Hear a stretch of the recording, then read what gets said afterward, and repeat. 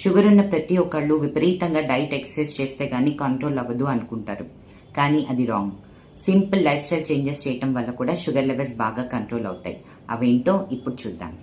First one, no sugar bowl. అంటే మీరు తీసుకునే ఆహారంలో తీపి ఉండకూడదు. అది ఎలా ఉండాలి?